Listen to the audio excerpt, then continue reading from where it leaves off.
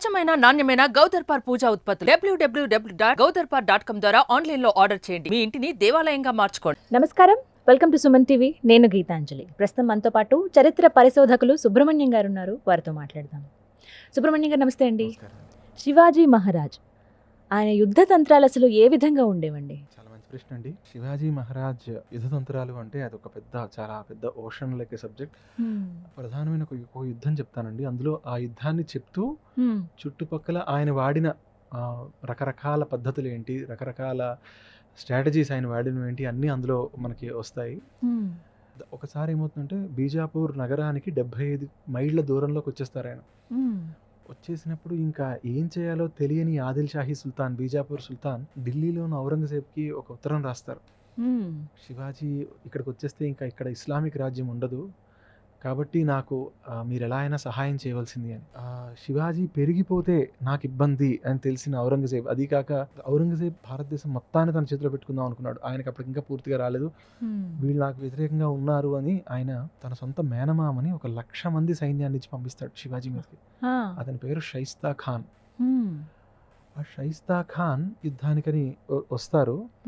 అప్పటికి శివాజీ ఎప్పుడు, మీరు ఇవాళ కూడా వెళ్ళి ఎప్పుడైనా మహారాష్ట్ర వెళ్ళి చూస్తే చాలా బాగుంటుంది. రాజ్గఢ్ అని ఒక చోట ఆయన ఉండే, రాజ్గఢ్ అంటారు, అక్కడ ఆయన కోట ఉంటుంది. అది కొండల మధ్యలో ఉంటుంది. ఆయన ఎందుకు అక్కడ పెట్టుకున్నారు అప్పట్లో కోట అంటే, ఆయన దగ్గర ఉన్న సైన్యం చిన్నది. ఆయన దగ్గర ఒక 20-30 కోట్లు ఉన్నా అన్నిట్లో కలిపి ఉన్న సైన్యం 20,000 మంది. 20,000 మంది. ఔరంగజేబు ఒక యుద్ధానికి పంపించగలిగే సైన్యం ఔరంగజేబు 1,00,000 ఉండేది.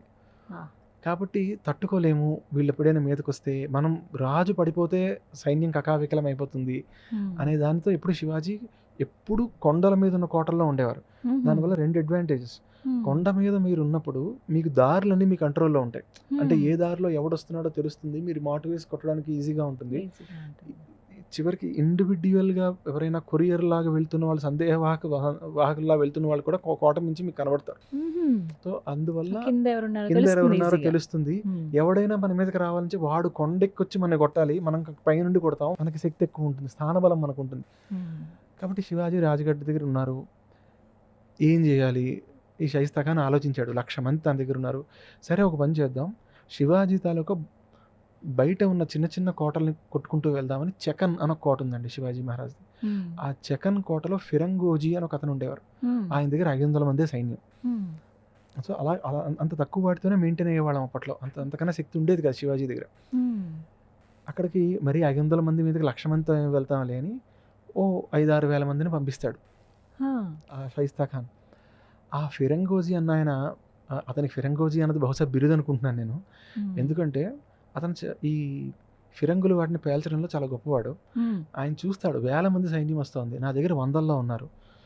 సో వీళ్ళకి సాధ్యమైనంత ఎక్కువ డ్యామేజ్ చేసి నేను ఇక్కడి నుంచి వెళ్ళిపోతాను అని ఆయన అనుకుంటారు. అనుకుని ఏం చేస్తారంటే, తారాజువ్వలు తెలుసు కదా, ఇప్పుడు రాకెట్లు వేస్తాం, పాత రోజుల్లో ఇలా పట్టుకుని తారాజువ్వలు వేస్తాం. ఆ తారాజువ్వల్లో మామూలుగా బాణాసంచా పెడతారు. ఆయన ఫిరంగి గుండు పెడతాడు. అందులో పెట్టి బయటకి మామూలు దాంతో కలిపి ఒత్తి వెలిగించి వస్తున్న సైన్యం మీదకి వదులుతారు వాటిని. ఫస్ట్ లెవెల్ ఆఫ్ రాకెట్స్ అవి. ఇప్పుడు మనం అయితే రాకెట్స్ మిసైల్స్ అనుకుంటామో అది క్రూడెస్ట్ వెర్షన్ ఆఫ్ దట్. అది ఎప్పుడైతే ఔరంగజేబ్ సైన్యం మీద వస్తుందో, తారాజువ్వలేరా ఏముంది దాంట్లో, వాటికి కూడా భయపడిపోతామో, మనం అరవేర భయంకర్లు అనుకుని వీళ్ళు ఎదురు వెళ్తారు. అందులో ఫిరంగి గుండు 100 మందిని చంపితే వీడి నింపింది ఒక 2-3 చంపగలదు.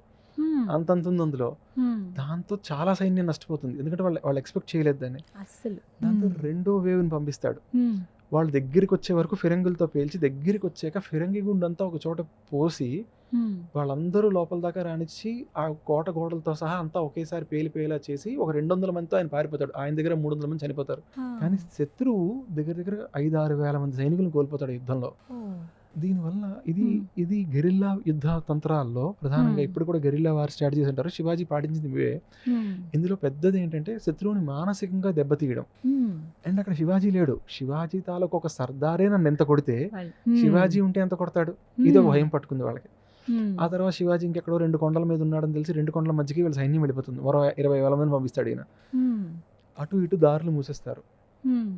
మహాప్రభు ప్రాణభిక్ష పెట్టండి, ఇంకా మేము ఓడిపోతామని మాకు తెలిసిపోయింది అని వాళ్ళు అన్నప్పుడు, మీ గుర్రాలు కత్తులతో సహా అన్నింటినీ వదిలిపెట్టేసి మీరు వెళ్ళిపోతామంటే, మీరు కట్టుబట్టలతో వెళ్ళిపోవడం అంటే ప్రాక్టికల్గా కట్టుబట్టలతో మాత్రమే వెళ్ళిస్తారు. చివరికి వాళ్ళ దగ్గర ఉన్న చిన్న చిన్న కత్తులు కూడా లాగేసుకుంటారు. 2 సార్లు ఎప్పుడైతే దెబ్బతిన్నాడో షైస్తా ఖాన్, ఒకసారి 5,000 మంది పోయారు, ఇంకోసారి సైన్యం వెనక్కి వచ్చింది కానీ ఆయుధాలు పోయాయి. నేను శివాజీ మీదకి దాడికి వెళ్ళను, శివాజీయే అని నా చెప్తారు. మీదకి దాడికి రావాలి. ఆయన ఆయన ఆయన స్ట్రాటజీ ఆయన మార్చుకుంటాడు. శివాజీ పుట్టి పెరిగిన ఊరు పూణే.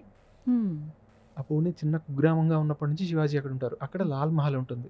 అక్కడే శివాజీ చిన్నతనం అంతా పెరిగిన ప్రదేశం. అండ్ శివాజీ అంటే రాజు అంటే కొండల్లో వెళ్ళి ఉండొచ్చు కానీ ప్రజలందరూ వెళ్ళి కొండల్లో ఉంటారు కదండి. మామూలుగా వ్యవసాయం చేసేవాళ్ళు, వర్తకులు, వాళ్ళందరూ పూణేలోనే ఉంటారు. పూణే మీదకి వచ్చి పూణేని ఆక్రమించుకుంటాడు ఆయన. ఆక్రమించుకొని 1,00,000 మందిని పూణేలో వదిలేస్తాడు సైన్యాన్ని. ఒక పెద్ద క్యాంప్ లా చేసి పెట్టి మధ్యలో ఆయన ఇల్లు లాల్ మహల్ మధ్యలోకి పెట్టి చుట్టుపక్కల ఒక సర్కిల్ వృత్తాకారంలో వీళ్ళందరినీ పెట్టుకొని ఆయన మధ్యలో కూర్చుంటాడు. వీళ్ళందరికీ క్యాంప్ పెట్టి అందరినీ ఊరి మీద వదిలేస్తాడు. ఏం దొరికితే తెచ్చుకోండి, ఏం దొరికితే తినండి. శివాజీకి ఏంటంటే పరిస్థితి 20,000 మందితో మైదాన ప్రాంతంలో 1,00,000 మంది మీదకి వెళ్ళడం అనేది ఆత్మహత్య, మరొక దారి లేదు. శివాజీకి ఏం చెయ్యాలి అన్న పరిస్థితి అర్థం కాదు. ఆయన ఏం చేయడం మొదలు పెడతాడు, మొదట్లో ప్రజల దగ్గరికి వెళ్ళి మీరు కాస్త డబ్బు ఇవ్వండి అని చెప్పి తీసుకుంటూ ఉంటాడు, ధాన్యం ఇవ్వండి అని చెప్పి తీసుకుంటూ ఉంటాడు. శివాజీ రావట్లేదు, టార్చర్ లెవెల్ పెంచుతాడు. ఒక 6 నెలల తర్వాత కనబడిన వర్తకుడు ఎవడైనా క్యారవాన్ లాంటిది, మనం క్యారవాన్ అంటాం కదండి, దాంట్లో బండిలో ఏదైనా సామాన్ తీసుకెళ్తున్నాడు, ఎత్తుకొచ్చేయండి. శివాజీ అప్పటికి కూడా రారు. శివాజీ ఇంకా రావట్లేదు, నెక్స్ట్ స్టెప్ వేద్దాం. నెక్స్ట్ స్టెప్ ఏమిటి, పంట పొలాల్లోంచి డైరెక్ట్గా పంటను ఎత్తుకొచ్చేయడం మొదలు పెడతారు. ఇళ్లలోకి వెళ్ళి ఆడవాళ్ళని ఎత్తుకొచ్చేయడం మొదలు పెడతారు. అప్పుడు శివాజీ దగ్గర ఉన్న ఈ మనుషులందరూ అసలు మనం ఈ ఊర్లో ఉండడం అవసరమా అన్న ఆలోచన మనుషులకు వచ్చేస్తుంది. ఎందుకంటే ఏ రోజు ఎవరి మీద ఏం వస్తుందో తెలియట్లేదు. శివాజీ రావట్లేదు కాపాడడానికి. ఈ విషయాలు శివాజీకి ఉన్న ఒక గొప్ప విషయం ఏంటంటే బహిర్జీ నాయక్ అని, అదొక చాలా ఇంట్రెస్టింగ్ కదండి, మరి ఒకసారి ఎప్పుడైనా చెప్పుకుందాం. ఆ శివాజీ తాలూకా స్పై చీఫ్ అండి ఆయన గూఢచారి విభాగానికి అధ్యక్షుడు. గూఢచర్యంలో శివాజీ ఒక కొత్త పుంతలు తొక్కారు. యాక్చువల్గా 3,000 మంది గూఢచారులు మెయింటైన్ చేసేవారండి. ఆయన చిన్న రాజ్యంగా ఉన్నారు, అంటే 20,000 సైన్యం ఉంటేనే 3,000 మంది గూఢచారులు ఉండేవారు ఆయనకి. వాళ్ళందరూ వచ్చి శివాజీకి చెప్తారు, అయ్యా అసలు ప్రజలే ఇంక వెళ్ళిపోయే పరిస్థితి వస్తుంది, మనం ఏదో ఒకటి చేసి మనం ఇక్కడి నుంచి పంపించాలి. ఎలా పంపించడం, ఒక ప్రమాదకరమైన ఒక స్ట్రాటజీ తయారు చేస్తారండి. ఆ స్ట్రాటజీ ఎందుకు ఇంపార్టెంట్, దాన్ని ఇప్పటికి కూడా చదువుతున్నారు ప్రజలు. ఇండియాలో దానికి ఎక్కువ లేదు కానీ మీ యూఎస్ అలాంటి చోట్ల ఉంది, అది ఎందుకు చెప్తాను తర్వాత మీకు. ఆయన ఏం చేస్తారంటే తన బాల్య స్నేహితులు ఎవరైతే పూణేలో ఉన్నారో, ఆయనతో కలిసి ఆడుకున్న ఫ్రెండ్స్ ఎవరైతే ఉన్నారో, దోస్తులు ఎవరైతే ఉన్నారో వాళ్ళందరినీ పిలిపిస్తారు. పిలిపించి వాళ్ళకు పరీక్ష పెడతారు. అరే మనందరం కోతి కొమ్మచ్చి ఇలాంటి ఆటలన్నీ మా ఇంట్లో ఆడాం కదా, దాగుడు మూతలు ఇవన్నీ ఆడాం కదా, మా ఇల్లు 20 గదులు ఉంటాయి నా లాల్ మహల్లో, 20 గదుల్లో ఏ గదిలోంచి ఏ గదిలోకి ఎలా వెళ్ళొచ్చు, ఎలా మెట్లు దిగాలి, ఎలా ఎక్కాలి, ఎక్కడెక్కడ ఉన్నాయి, ఇది నాకు మీరు ఇప్పుడు చెప్పాలి. 10 మంది ఫ్రెండ్స్లో 2 మాత్రం యాజ్ ఇట్ ఈస్గా ఇల్లంతా చెప్పగలుగుతారు.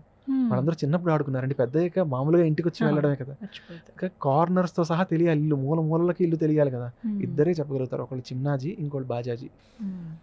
వాళ్ళిద్దరిని మీ ఇద్దరు నా ఇద్దరు సర్దార్లు యుద్ధానికి అంటారు. అసలు ఏంట్రా ఎవరితో యుద్ధం చేస్తున్నారా అని అడుగుతారు వాళ్ళు. ఏరా పోరానే మాట్లాడుకునేవారు మిత్రులు కాబట్టి. అంటే శివాజీ అంటారు, మనం ఇప్పుడు లాల్ మహల్ మీదకి వెళ్తున్నాం అంటే ఎంతమందితో అంటారు, 400 మందితో అంటారు శివాజీ.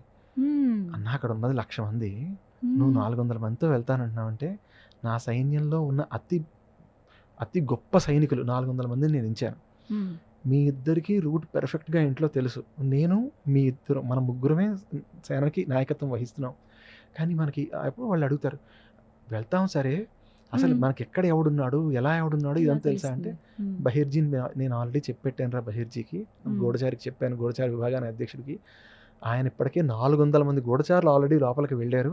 ఏం చేశారు వాళ్ళు, ఇదిగో వాళ్ళు ఎవడెవడు ఎక్కడెక్కడ ఉన్నాడో ఇదిగో మ్యాప్ మన వాళ్ళకి గీసి తెచ్చారు. 2 మన గూఢచారులు అంటే శివాజీ మహారాజ్ గూఢచారులకి కొన్ని పనులు నేర్పించేవారండి. ప్రధానంగా పనులు ఏం నేర్పించేవారంటే ఒంటికి మాలిష్ చేయడం. ఒళ్ళు పడతారు కదా, అంటే సైన్యానికి వెళ్ళే సైనికులకు తొందరగా ఒళ్ళు నొప్పులు వస్తాయి ఆ గుర్రాల మీద, కాబట్టి దానికి ముందు అది ఆ మాలిష్ చేయడం చేయగలిగే వాళ్ళు. 2 బట్టలు ఉతకడం. సైనికులకి వాళ్ళ బట్టలు అవి ఉతికే వాళ్ళు అలాంటి వాళ్ళు ఎవరు రారు యుద్ధానికి, కాబట్టి అవి చేసేవాడు ఎవడో ఒకడు కావాలి. అలా వాళ్ళు నాకు 400 జతల దుస్తులు ముఘల్ సైనికులు తెచ్చిచ్చారు మనకి, వాళ్ళ బట్టలు వేసుకొని మనం వెళ్తాం. ఎప్పుడు వెళ్తామండి, దానికి కూడా నేను ఆలోచించాను పథకం. రంజాన్ నెల వస్తుంది, రంజాన్ నెలలో వీళ్ళు పొద్దున్న తినేసి మళ్ళీ రాత్రి తింటారు, మధ్యలో ఉపవాసం చేస్తారు. మొదటి 3-4 రోజులు ఒంట్లో అప్పటిదాకా ఉన్న శక్తి వాళ్ళకి కాస్త ఉపకారం చేస్తుంది. 5వ రోజు నుంచి పాత శక్తి ఇంక ఉండదు. అప్పటి నుంచి బాడీ తను తానే డెవలప్ చేసుకుంటూ వెళ్ళాలి. పాతగా రిజర్వ్ స్టాక్ అంతా అయిపోతుంది. కాబట్టి అప్పటి నుంచి నిద్ర ఎక్కువ పడుతూ ఉంటుంది వాళ్ళకి రాత్రిపూట. కాబట్టి 6వ రోజు రాత్రి మనం యుద్ధానికి వెళ్తా ఉంటాం. 6వ రోజే ఎందుకు అంటారు వీళ్ళు. నేను 10 మందికి చేత ఇలా ఉపవాసాలు చేయించాను మన సైన్యంలో. వీళ్ళు 6వ రోజు తర్వాత అంటే చూడండి ఎంత శాస్త్రీయంగా ఆయన ఆలోచించుకుంటూ వెళ్ళారు, చేశారు. అవును, ఇది అయింది కదా. ఇప్పుడు మరొక విషయం కూడా మీకు చెప్తాను వినండి అని ఆయన ఏమంటారంటే, ఆ రోజు అక్కడ ఒకళ్ళ పెళ్ళి అవుతుంది. పెళ్ళి అవుతోంది కాబట్టి ఇంకా ఎక్కువ తిట్టారు. ఉపవాసం చేసిన వాడు తింటే మామూలుగా నిద్ర పట్టదు, మనకి పని సులువు అవుతుంది. ఇంకొకటి రంజాన్ కూడా మీకు చంద్రుడు కనబడితే వాళ్ళకి మంత్ అయిపోతుంది. కాబట్టి స్టార్ట్ కూడా చంద్రుడు అమావాస్య దగ్గరే స్టార్ట్ ఉంది. అమావాస్యకి దగ్గరగా వెళ్తే మనం చీకట్లో వెళ్తాం. ఇంత ప్లాన్ అంతా సెట్ అయింది, మీరు ఏం కంగారు పడకండి, నేను చెప్పినట్టు చేయండి అని చెప్తారు. ఇంత ఆలోచించారండి ఆయన. ఇంత తన సైనిక పాఠవాన్ని అంతా చేసుకున్నారు. చివరికి ఆ రోజు వస్తుంది. పెళ్లి హడావిడిలో ఉన్నప్పుడు అంటే 1,00,000 మంది దగ్గర 400 మంది అంటే మీకు 1000కి 4. 1000 మందిలో 4 కలిసిపోతే ఎవడు గుర్తుపట్టలేడు.